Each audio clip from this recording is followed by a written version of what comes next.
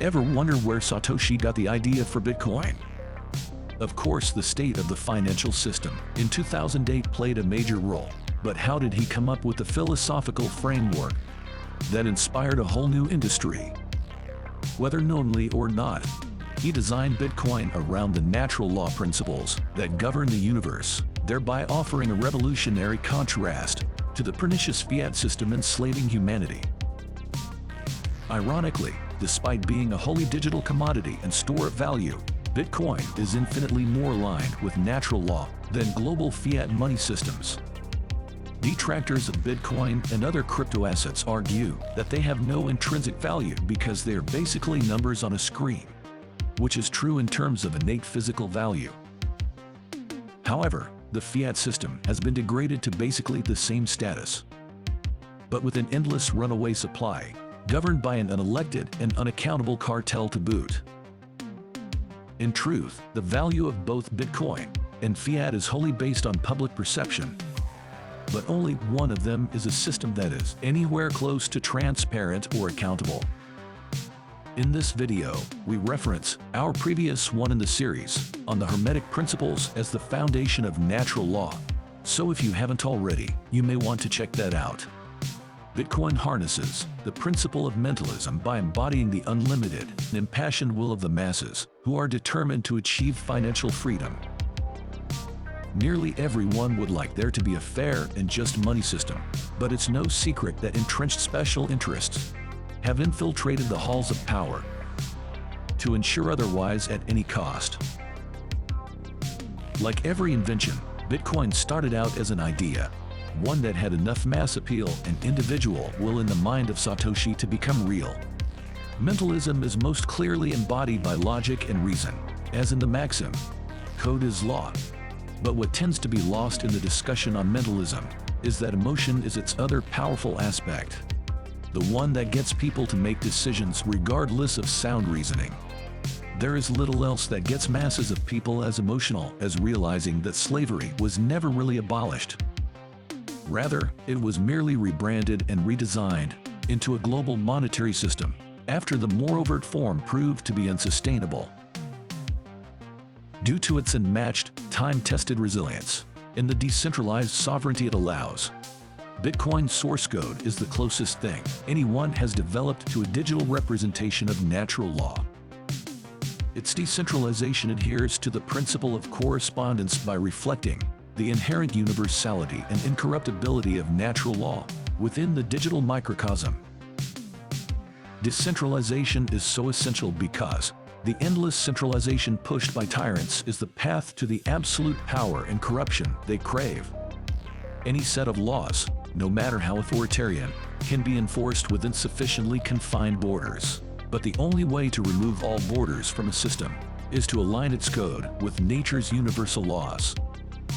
Accordingly, natural law is the basis of the concept of the inalienable natural rights of individuals, which generally consist of the right to life, liberty, and property. A world full of distractions is useful for masking the fact that for nearly everyone, such natural rights are not possible under a centralized and corrupted monetary system. Of course, it's no surprise that natural rights are under attack. But forced dependence on a system that perpetually devalues everyone's income and can cancel anyone at will is largely unseen as the primary weapon that it is. As a fractal representation of natural law, Bitcoin has the potential to level the economic playing field, and the need for it and other such alternatives has never been greater. Bitcoin demonstrates the principle of vibration by being able to transport value basically anywhere in the world at near the speed of light, without being encumbered by borders or financial gatekeepers who slow, stymie, or sabotage any transaction that doesn't serve their interests. Sound money is true currency, which, as the word implies, is meant to constantly flow like a current and not be siphoned off and hoarded into stagnant cesspools of greed and tyranny. The unhindered exchange of value between producers and consumers inherently empowers people with their natural rights. It does so by simply not enabling an artificial, parasitic system to become powerful enough to exploit its hosts on an ever-increasing and unsustainable scale. The principle of polarity can be seen in the pros and cons of Bitcoin's nature as a public distributed ledger. It provides a certain level of anonymity thanks to its randomly generated wallet addresses, but it also keeps a permanent record of all transactions that anyone can access. Detractors like to claim Bitcoin is used to launder money from illicit activity. However, having such transactions preserved permanently for anyone to see is rarely as appealing to criminals as dealing in the shadows of political backrooms, where cash is king, and the real crimes are set in motion. The ability to truly own Bitcoin, coupled with total responsibility for it, is another example of its alignment with the principle of polarity. True ownership, or sovereignty, always comes with proportional responsibility, which many are not ready or willing to accept. For this reason, there will always be a market for crypto custodians, but centralized requirements to use them will never succeed because people always find a way to subvert tyranny and oppression. The fact that Bitcoin embodies the principle of rhythm is fairly obvious to anyone who has done a little technical analysis. In particular, its predetermined havings create relatively predictable rhythms in its price and mining output. Even though large investors can manipulate the price of Bitcoin, and it is still heavily influenced by macroeconomic cycles, distributed ledger transparency allows for a new level of trust that is simply not possible in other markets.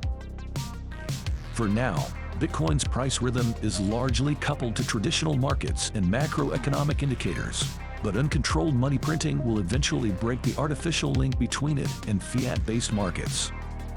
Unfortunately, when the value or monetary system is corrupted, society's puppet masters can easily corrupt all other systems as well. Through the principle of cause and effect, commonly known in economics as the law of supply and demand, Bitcoin's hard maximum of 21 million coins aids in the treatment of such systemic disease. Unlike other financial markets, this basic law transparently applies because there is a known supply, and more Bitcoin cannot be created out of thin air.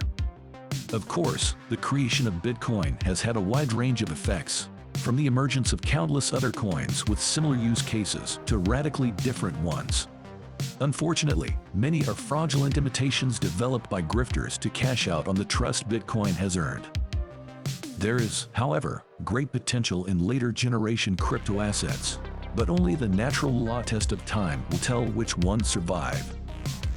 The creation of Bitcoin has introduced countless people to the corrupt insanity of the fiat system, and it will only continue to do so over time. Ironically, in this way, Bitcoin's educational value may prove to be its most consequential effect. Bitcoin expresses the principle of gender by being both a digital commodity and store of value. Its digital commodity aspect can be seen as its masculine or active trait by efficiently transferring value at will within a free market. Its store of value aspect can be considered its feminine or passive trait in how it uniquely offers true ownership to its holder, intrinsically accruing value over time due to its scarcity and deflationary nature. Both gender aspects are of equal value, yet complementary utility, and it is only in their union that new, adaptive, and fertile systems can be created. There are, of course, many other examples of how Bitcoin embodies the principles of natural law. Let us know in the comments section what other ones you see. In the next video in this series, we highlight the practice of natural law principles by the most controversial and Googled man of 2022. A proponent of Bitcoin who knows firsthand why decentralization is crucial to any free society. Love him or hate him, his mastery of many principles of natural law is a valuable case study for all who aspire to fulfill their potential. This channel's purpose is to demystify natural law with practical examples and knowledge anyone can use to level up in life regardless of income or status. If you appreciate such content, please like, subscribe, and share to help us bring natural law knowledge to more people who can use it. Until next time, Natty up.